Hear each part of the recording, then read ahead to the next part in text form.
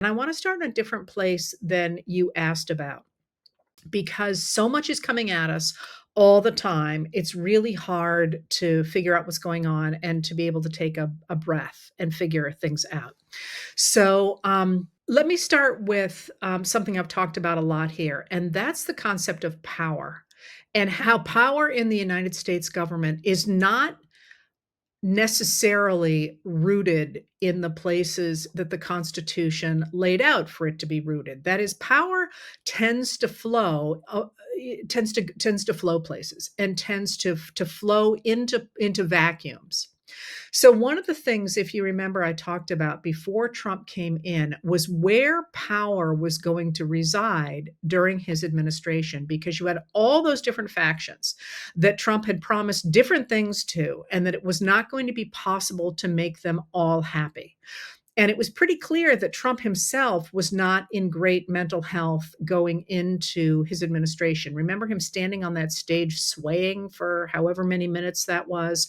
Um, so it was not clear to me who was going to hold the power. But what I hoped would happen was that the Senate Republicans would pick up the power sloshing around Washington.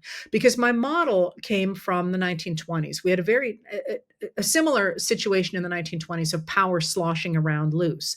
And what I meant by that is when uh, Warren G. Harding is elected in 1920. He's actually elected by a landslide. Most people forget Harding now. He wasn't around for very long. But when he becomes president and when the Republicans take control of the House and the Senate in 1920, they don't really know what to do with that power, because the Republicans who are currently in the House and the Senate in 1921, when he took office and when they took office, had spent the last 8 years anyway, and more than that, fighting back against the Democrats and against the idea of progressive legislation.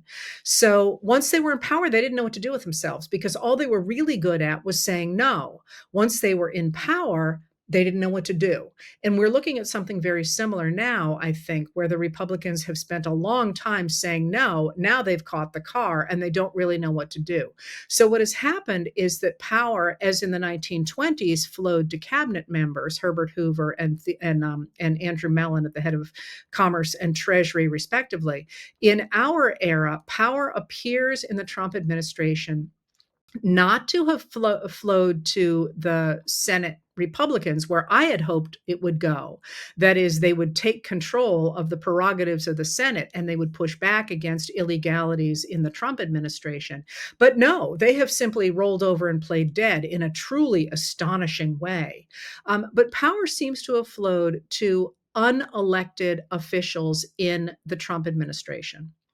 And the people that I am thinking of are people like billionaire Elon Musk, who had control of something called the Department of Government Efficiency, that slashed through grants, things like U.S. aid, the U.S. Agency for International Development, fired a whole bunch of employees, and then sort of got out of Dodge after collecting as much information on individual Americans as could be garnered from the different um, public files in the different government agencies.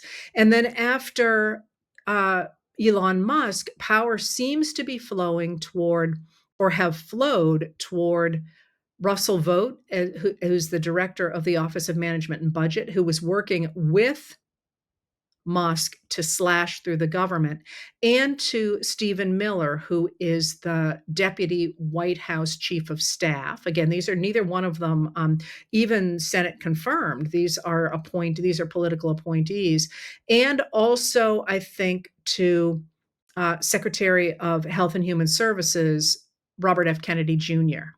Now, the problem with that power having flowed to these unelected people is that there is no accountability for what they are doing. And they are acting according to their ideologies.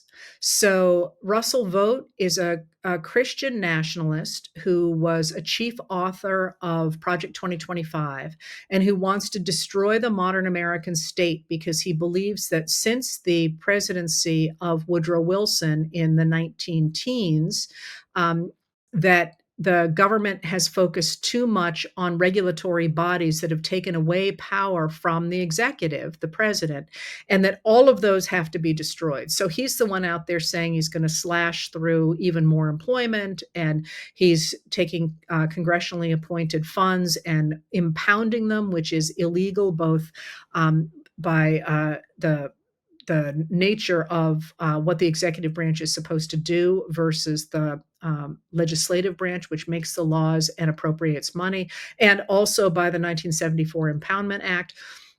He is out there deliberately trying to destroy the modern government because he believes that we are in what he calls a post-constitutional moment.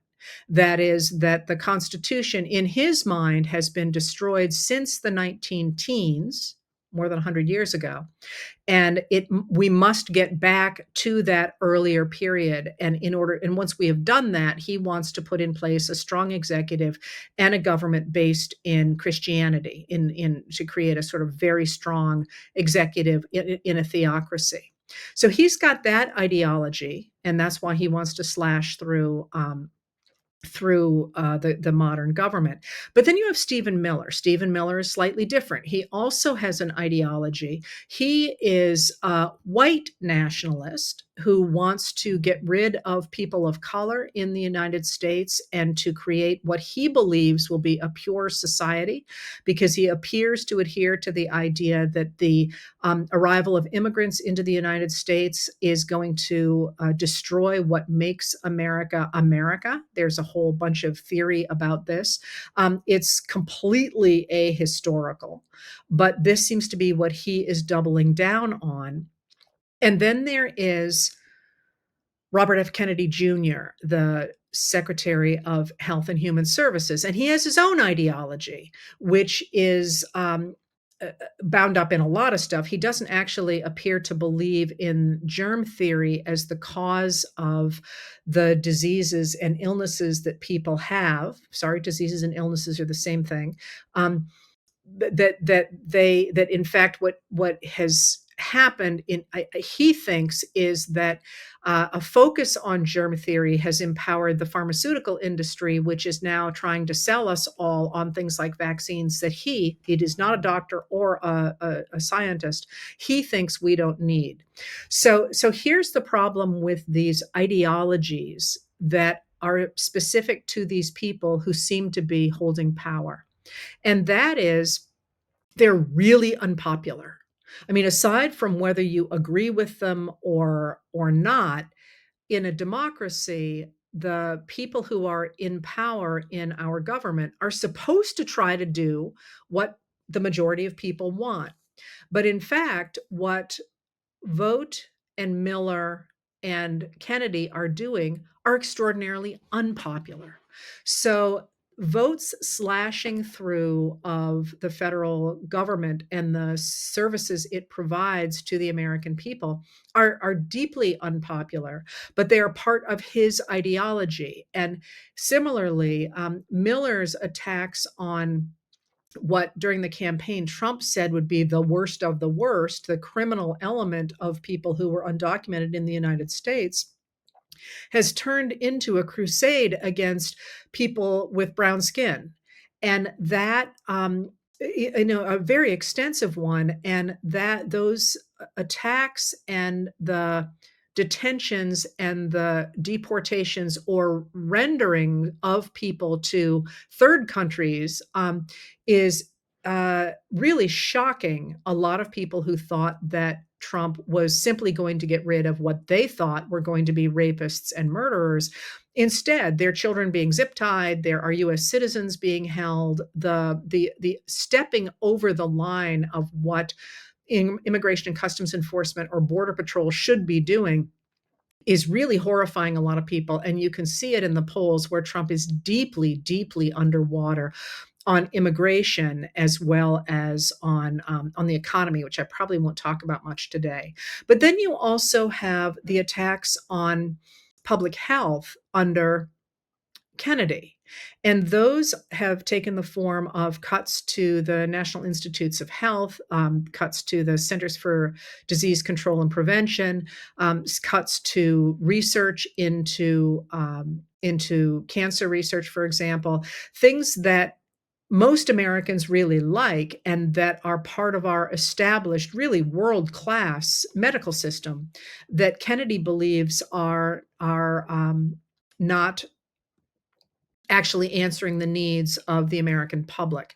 And his attacks have been on American public health have been so egregious that today 6 former attorneys I'm sorry, surgeons general from Republican and Democratic administrations said, we just have to say something. He is destroying public health." So what do you got here? You've got this power sloshing around getting picked up by these people who are not accountable and who are operating based on ideologies that are enormously unpopular.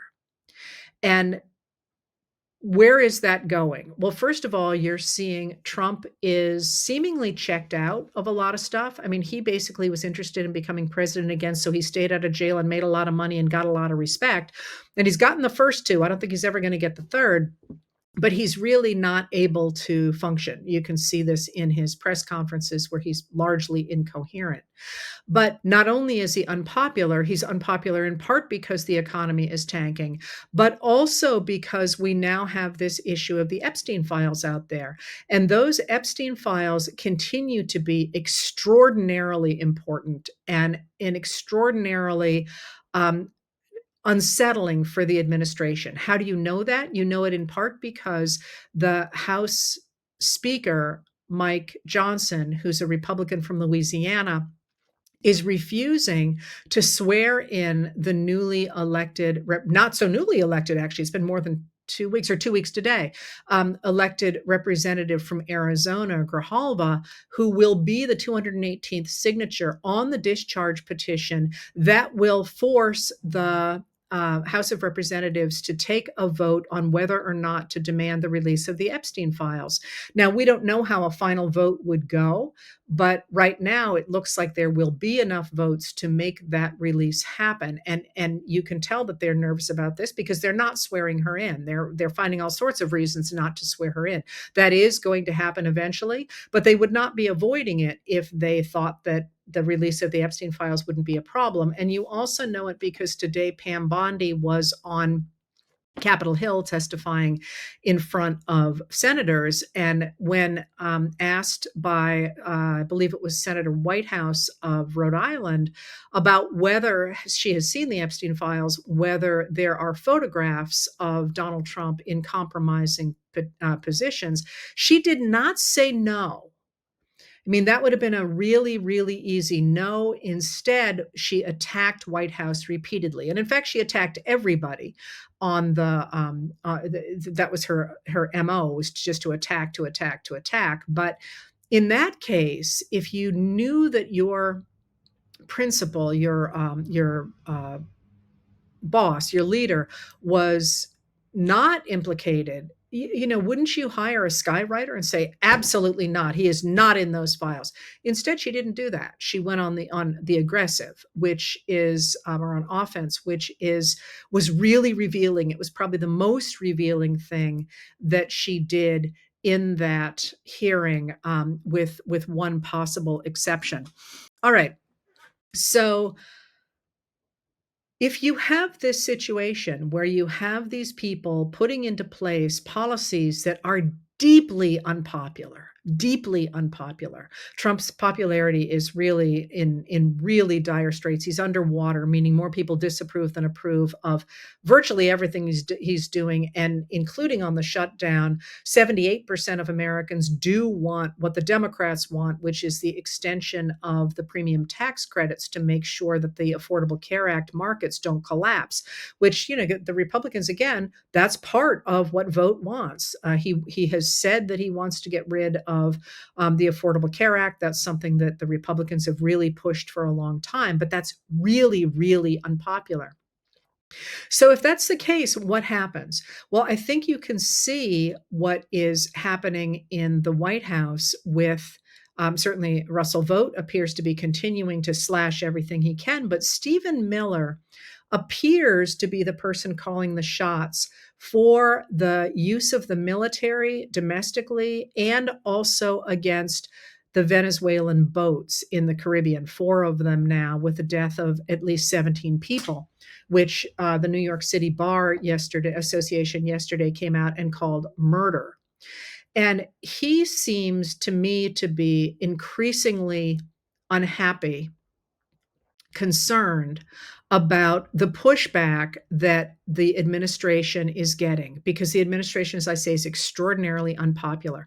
So he has become the face of the administration out there talking about how those people who are standing up against Trump and against the policies of the administration are committing insurrection. Now, interestingly enough, over the weekend, when the administration was making noises about sending federalized National Guard troops into, or either federalizing the National Guard troops in Oregon or sending federalized National Guard. No, I'm sorry, let me put it differently. They were going to federalize National Guard troops in Oregon, and Oregon lawyers, both at the state and the city level, tried to get a restraining order against that happening, or an injunction against that happening. Um, the person who heard the case was a Trump appointee. She was a judge, is a judge who named Immergut, last name Immergut, who was appointed by Trump. And she said she took a look at what was actually happening on the ground in Portland, Oregon, and said, there's no problem here.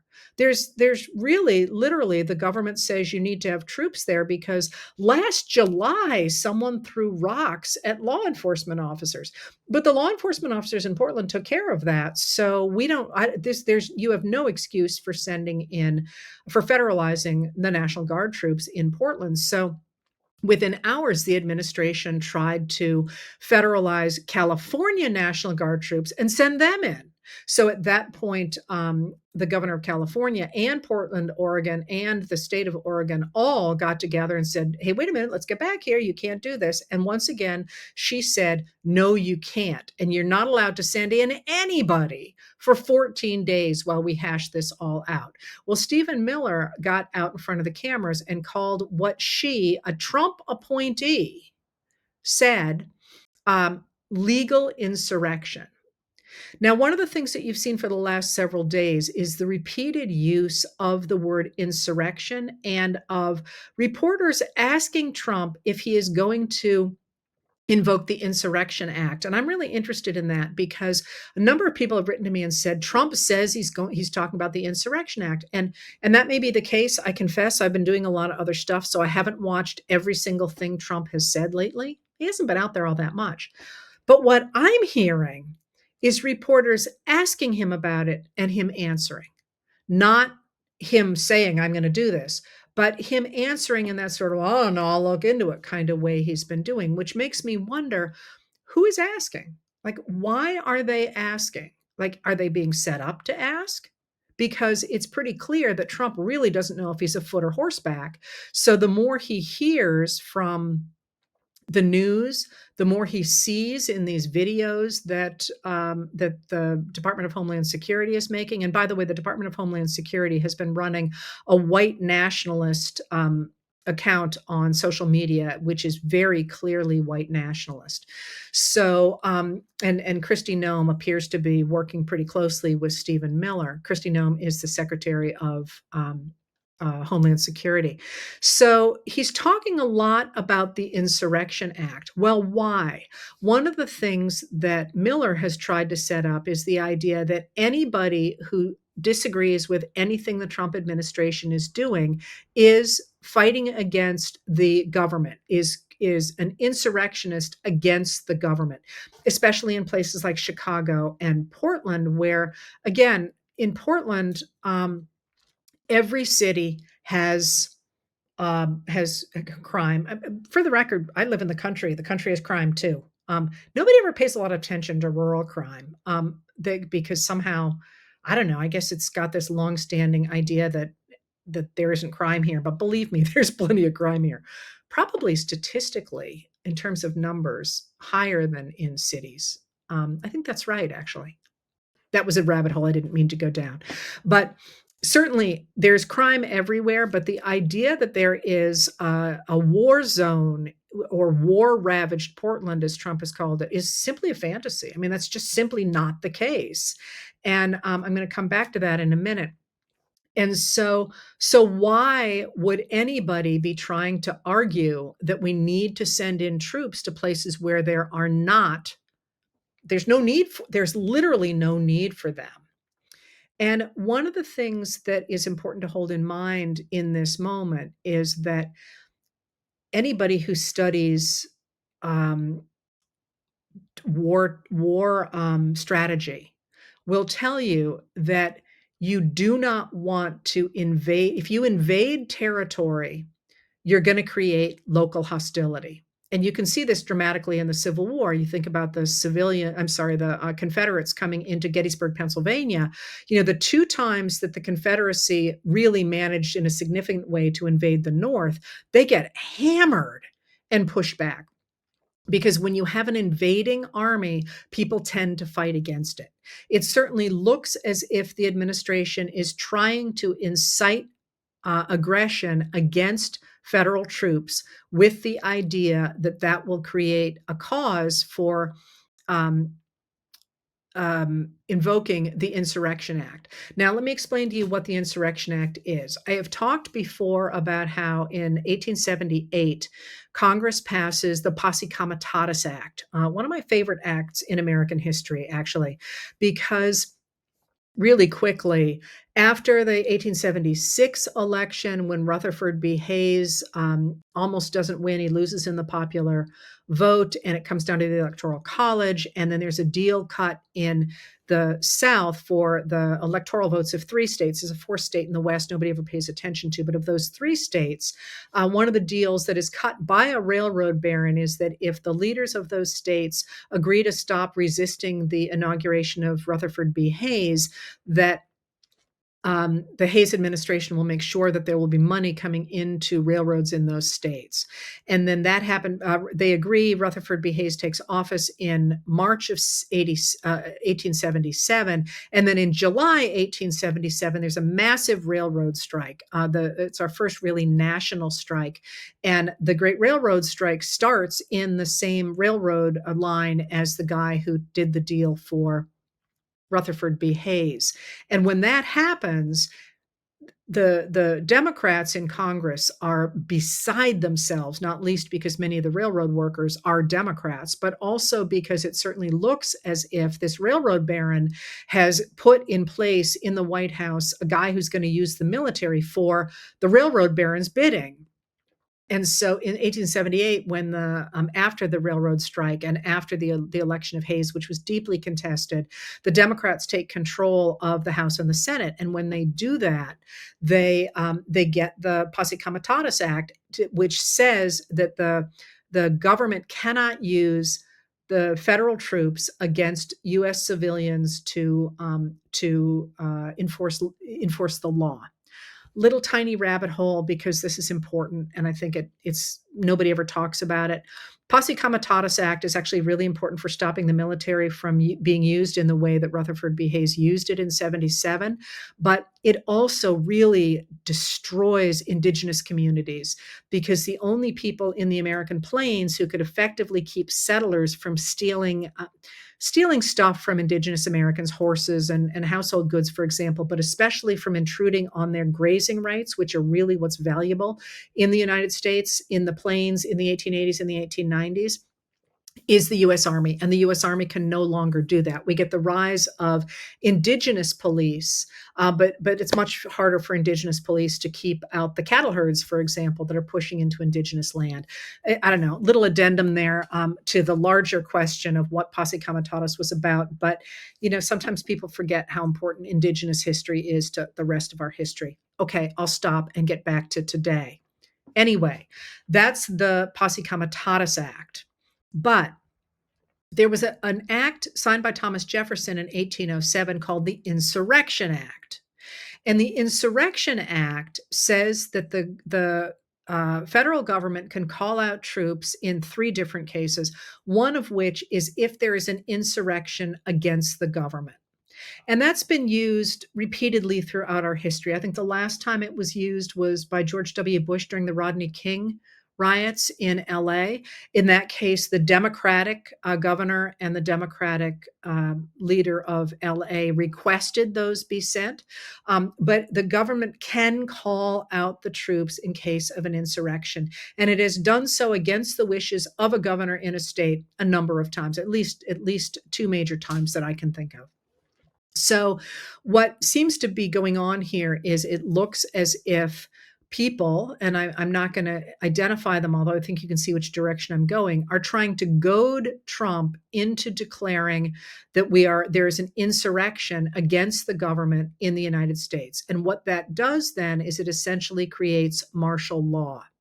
Now, you can see today, a lot of you asked about this. Stephen Miller was doing an interview, and somebody asked about his claim that the Trump appointed judge was committing legal insurrection. And he did his usual sort of cascade of an argument. And just so you know, when he says, as you know, we won this, he's wrong about that stuff. He's saying stuff that is flat out not true, with the idea that he's going to create this world that people will believe in.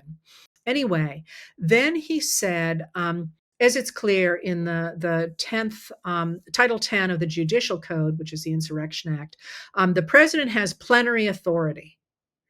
And then he kind of stopped. Like people, the interviewer sort of said, "Is this a technical difficulty?" But Miller's eyes were still moving. He just stopped talking. Now I don't know what happened there. Lots of people are making assumptions about why he did what he did. Who knows? But I want to call something out there that I haven't seen somebody call out yet. And that is, first of all, plenary power says the president can do anything he wants. And that is not the case. That's Miller being Miller. But one of the things that a number of people on the radical right have really focused on in the last several years are the writings of a political philosopher, political scientist, really, although they weren't really called that then, of Germany, from Germany, who became a Nazi during World War II. And what his name is Carl Schmitt. And what he argued is that in a liberal democracy, there are exceptions to the rules, the written rules, and it's those exceptions that prove really where true power is. And when you can find those exceptions, the person who takes advantage of those exceptions and can take advantage of those exceptions is where the power resides. And saying that the president has plenary power under Title 10 of the Judicial Code essentially says the United States has a dictator. Now, I want people to understand that, because that is 1,000% not how our system works.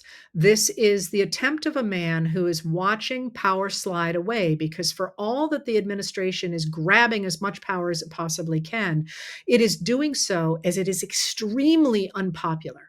Most dictators grab power when they are very popular, so there aren't a lot of people to speak up against them. In this case, the vast majority of Americans do not like what is going on.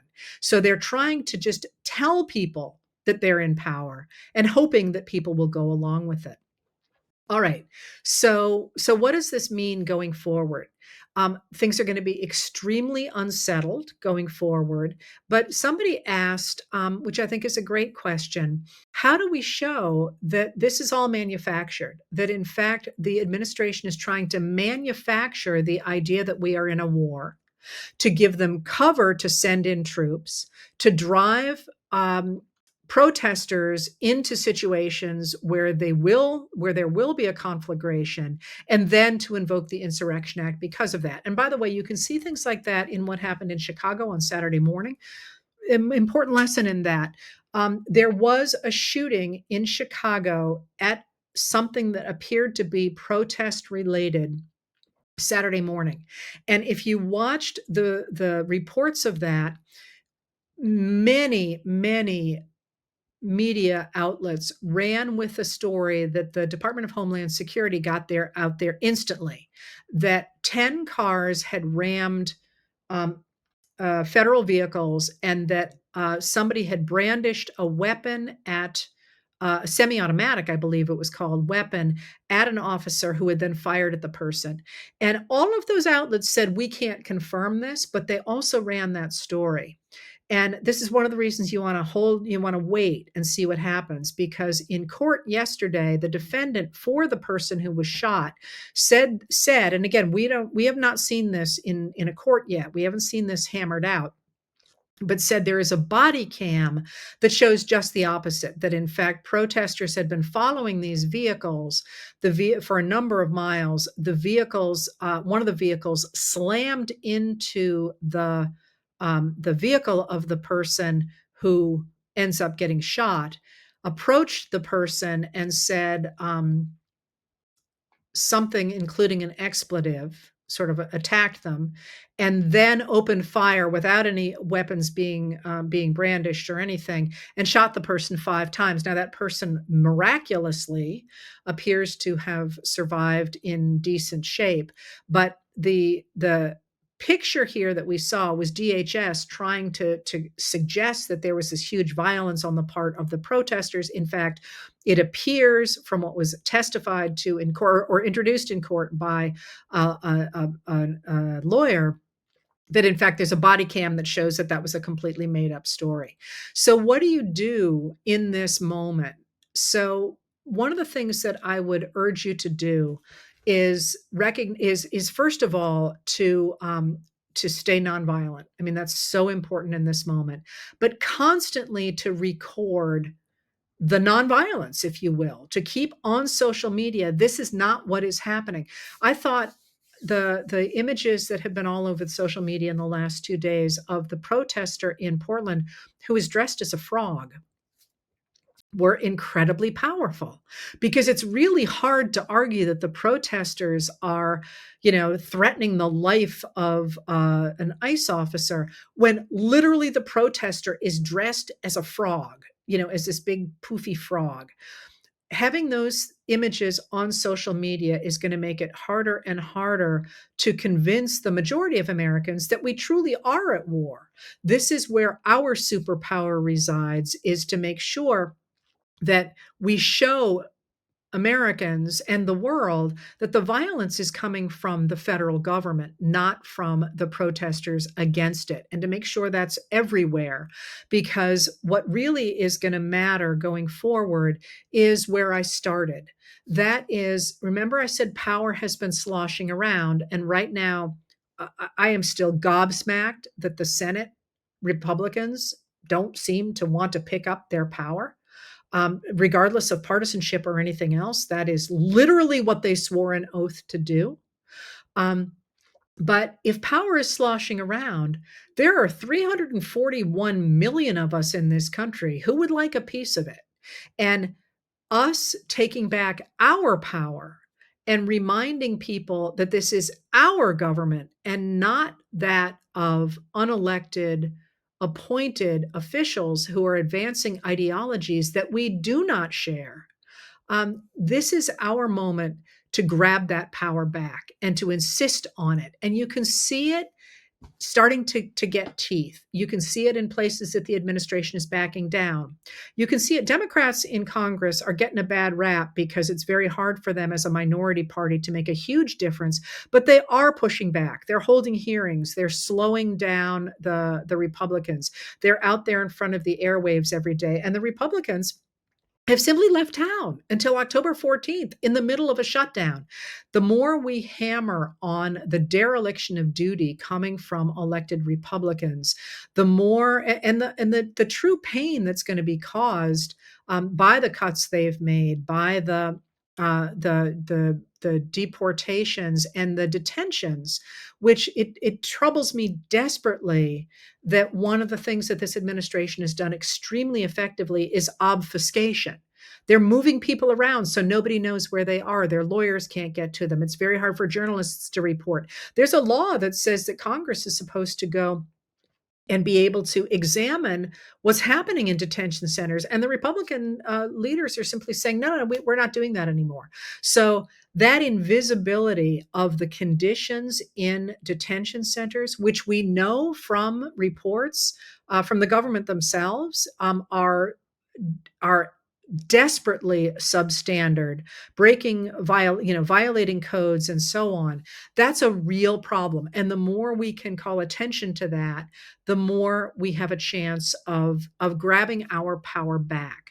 Because really, you must remember that we are on a knife edge between those people who are trying to create a dictatorship to do things like, as a senator said today, purify the country. And I promise you, when a lawmaker starts to talk about purifying a country, nothing good is going to come from it. It never does, unless I guess they're talking about our waters. I can live with that.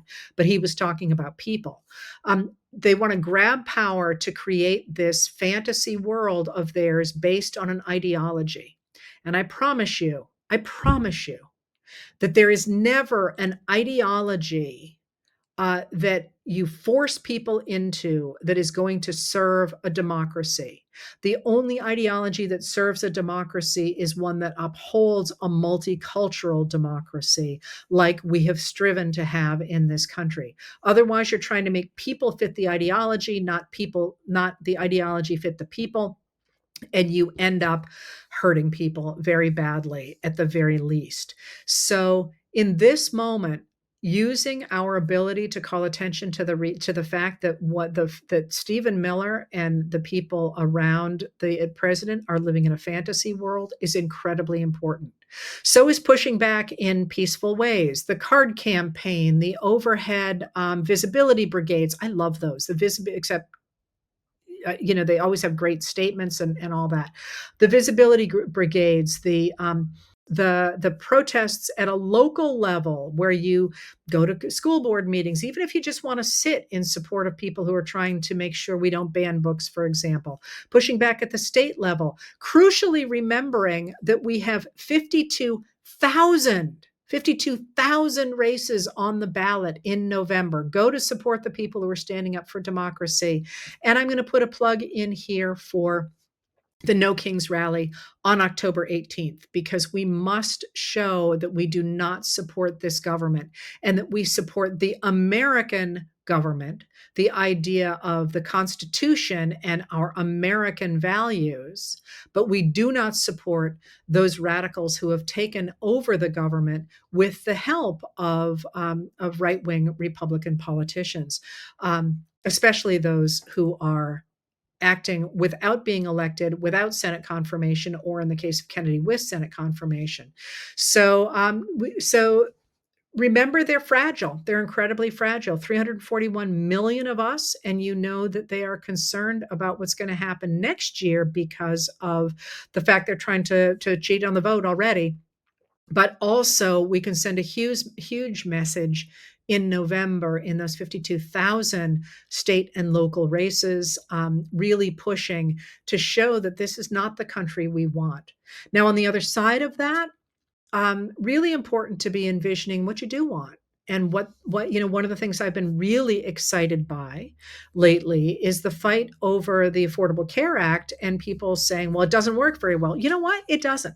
We can come up with a better system that really does work, like every other advanced nation with an advanced economy has. Those things are now back on the table. And childcare, that New Mexico plan to make sure childcare is easily available for everybody through the state, that's such a game changer. Think about what you want. And it may not be those two things, so it may not be your issues, but we are watching the destruction of the American state that has been in place now since World War II. And we have two options. We can go with a dictatorship of people like Stephen Miller, or we can build it better going forward. And the reality is, I think most of us want to build it better. So this is our moment. Let's get out there and keep the faith, because they're trying to scare you with these videos. Stephen Miller is trying to make you think it's a done deal, that he's going to have all the power going forward. It's not a done deal. This is a time for us to take back our power and to recognize, even if you're still nervous and all that, it's still sloshing around. The fact that these people have grabbed it for now, remember Musk had it 3 months ago. It's still sloshing around, and there is still plenty of room for people to grab that power back. I'm still kind of hoping the Senate Republicans will wake up, but because they could put a stop to any of this tomorrow. But if they won't, we'd better.